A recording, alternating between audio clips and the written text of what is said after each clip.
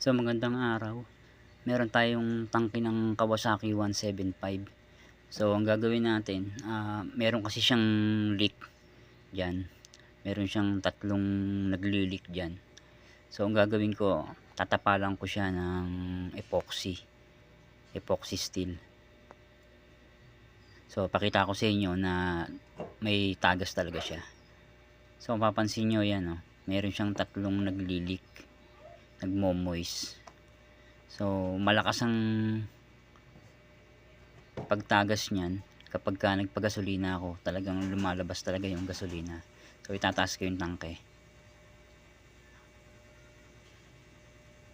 So ayan, napakalakas ng tagas ng gasolina. So lagyan natin siya ng epoxy, tapalan natin.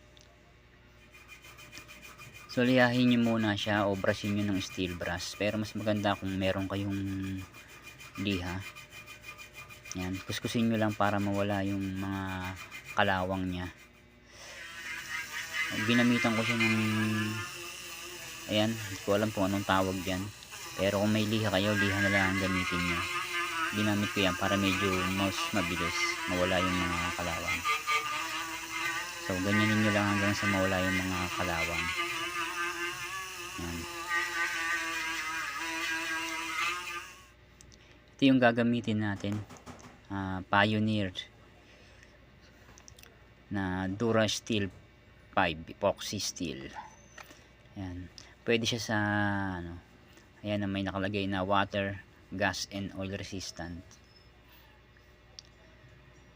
So maglagay lang kayo ng parehas na amount, bawat isang solution. Kung gaano karami yung isa, ganoon din kadami yung isa pa. Ayan. So haluin nyo lang siya ng haluin kasi medyo mabilis siyang matuyo.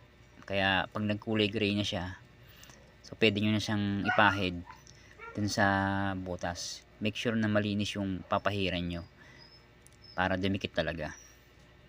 Yan, diinan nyo pag unang pahid para yung mga butas masingitan.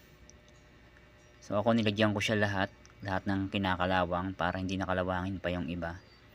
Nilagyan ko na siya. So yan, medyo patayuin natin. So yan, nalagyan ko na siya, lahat nilagyan ko, pero medyo basa pa siya.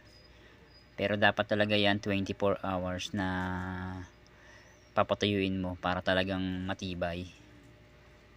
Huwag nyo munang gamitin pagka pahiran nyo. So obserbahan ko na lang yan, update ko kayo kapag okay na. So maraming salamat sa panonood.